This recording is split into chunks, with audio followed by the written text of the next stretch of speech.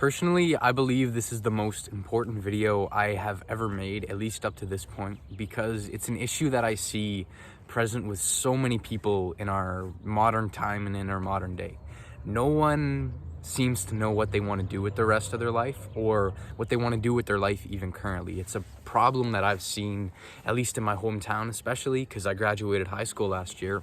And talking to so many people, they had no clue what they wanted to do, and the path that they were going down, they weren't really satisfied with it at all. And a lot of my friends are in university right now, still don't know what they want to do with their life. I've been traveling New Zealand for the past 2 months, and I met a lot of people who are either finished university, who are 26, 27, even 30, above the age of 30, and still don't know what they want to do with the rest of their life. And this is an issue that I see affects a lot of people because we don't learn this in school. We don't learn how to find what actually makes us happy and what brings us fulfillment. And I've been fortunate enough to always kind of really know what I wanted to do. Since I was like 13, 14, I've always known music was what I wanted to do with my future, except I just didn't know 100% how I was gonna do it. And luckily in the past couple years, in the past little while, I've been figuring out how I'm gonna do it. And I've been fortunate enough to be pretty lucky in the people I've met and the way that my life has unfolded to give me the opportunity to do that. And it's something that I've been extremely grateful for. And I've been having a lot of conversations with people about how to find what to do with the rest of their life. And it's funny because there's people who are like 25, 26 asking me, who's 18, how to find what they want to do with their life. And I'm giving them like the advice that I'm going to give you in this video. And when they hear it, their mind just kind of like opens up and they like, I never would have thought about it like that unless you would have told me. And I think it's something that a lot of people overcomplicate too much, because the thing is, you as a young person, if you're in high school, maybe you're in university or college right now, trying to figure out what to do with your life, the thing is, you're never going to figure it out. Your brain is far too complex and you are far too indecisive. That's what I'm going to tell you, because there's so many things going on in our life. There's the influence from our parents, there's society's influence, what our friend thinks, and like all these different things, what I'm telling you in this video. And we have no idea what we want. We don't know what kind of food we want to eat for lunch tomorrow, not to mention that how are we supposed to decide what to do with the rest of our lives, because there's just so many options and so many things to do that it's so hard to find what to actually do and what actually is going to make you happy. And the way to figure out what you want to do with the rest of your life is not to look into the future and see like, oh, I wouldn't mind doing this, because your brain can't decide that for you. It's just something you know. And the way to discover it is not to look into the future, but it's to look into the past. And what I mean by this is, because as kids, we didn't really think all that much. We just knew what we liked to do. We enjoyed doing stuff, and we just kind of went through life without really any care in the world. We didn't have this perception of what life's supposed to be like or what we're supposed to do. We just did what we liked to do. And the way to find what gives you passion, what to do with your rest of your life, at least that's going to fulfill you, is to look back when you were a kid and see what you actually like to do. Like for me, even though I didn't always know it, I always loved music. I was always like, from the age of like 6, 7, I was like listening to the radio for like 7 hours a day, just like singing along with the songs. And I'd make songs when I was doing like math. I'd like sing about math in my class. And when I was like playing sports and running, I'd always like run to the rhythm of my feet. And like, just even though I didn't play an instrument till I was like 12, I still always had that love for music. And I just didn't know that that's what I wanted to do, but I always remember being attracted to it, or at least like always taking an interest to it. And it's always was something that I just loved. I just loved hearing music. I loved watching other people play music. And even though I didn't like be exposed to it in the way that really kind of hooked my interest to it until I was about 12, 13, and that's when I'm like, okay, this is really like what I want to do, and I really love this.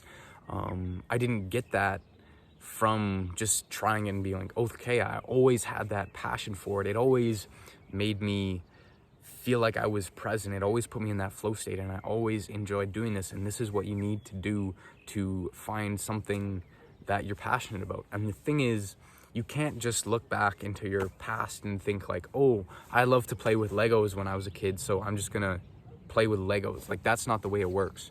In order to have a fulfilling career, in order to have something that you genuinely love to do, there's 4 boxes that you need to check, at least to be fulfilled in your career.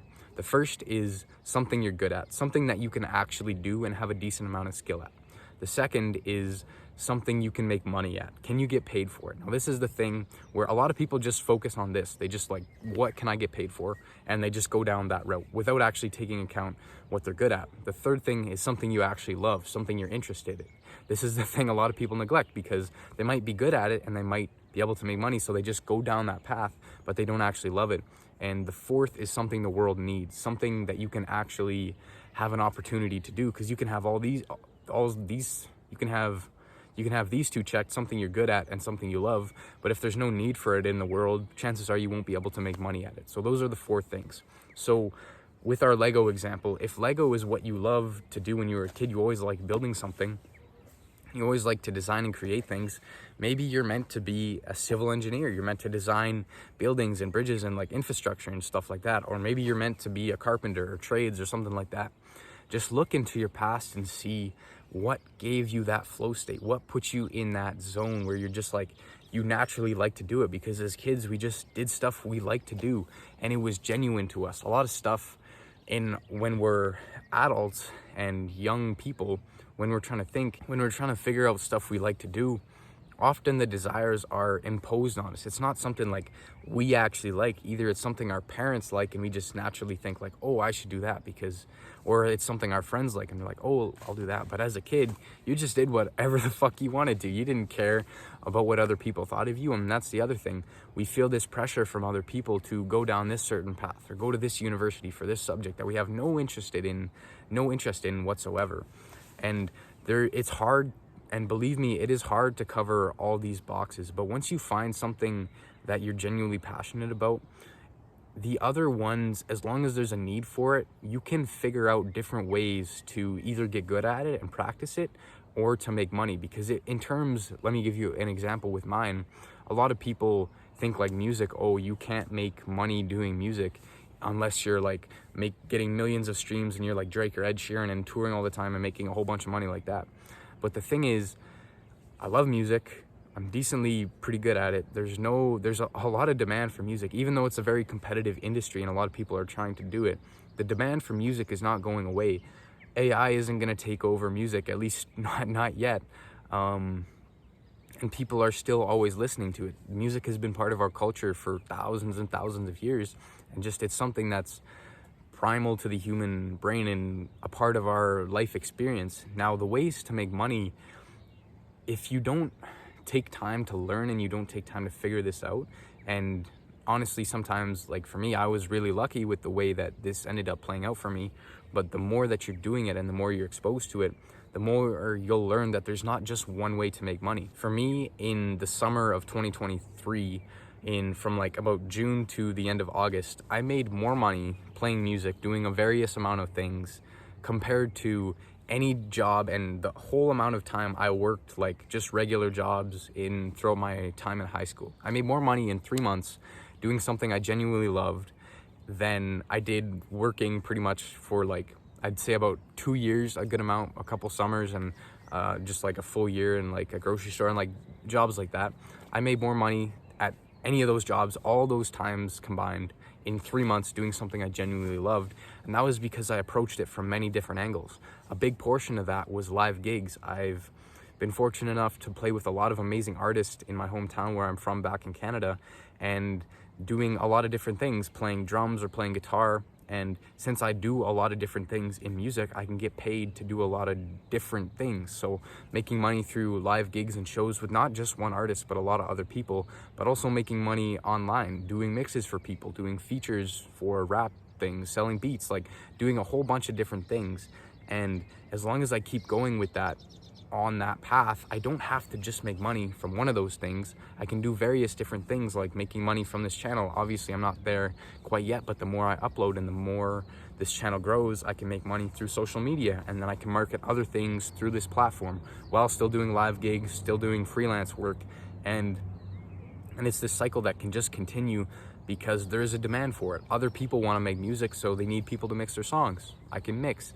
There's other people who need features. I can rap or sing. There's other people who need drummers for live gigs. Like, there is a demand for it as long as you know how to market yourself, because you can't just get caught up in thinking like, oh, I can do one thing. If you do the research and you really work hard at it and you practice, if you have that love for it and you're disciplined and you have the qualities, you can find a fulfilling career that you genuinely love. You just have to be willing to put in the time and work. It's not necessarily easy. I had to spend the last like 3 years researching how to make money online doing music, and I've tried like 9-10 different things. Some of them work decently well, others like I thought were gonna work didn't make any money at all, and completely like not wasted my time, but didn't get any return for the time I did. But as I went through that, I still learned lessons and I still made progress towards the goal that I want to have of pursuing music in my future. I hope this video helped. If you don't know already, my name is Colby Wallace. I am an 18-year-old artist from Canada, and you might as well subscribe. There's not much you have to lose if you want more videos on how to improve yourself, as a musician. Yeah, might as well subscribe, join the tribe. And if you're a songwriter, I have a free community on how to beat writer's block and improve your songwriting, completely free. If you want to join, a link for that is in the description. If you want to check out my music, also in the description. And with that, I have nothing more to say except never stop creating, my friend. And I will see you in the next one. Goodbye.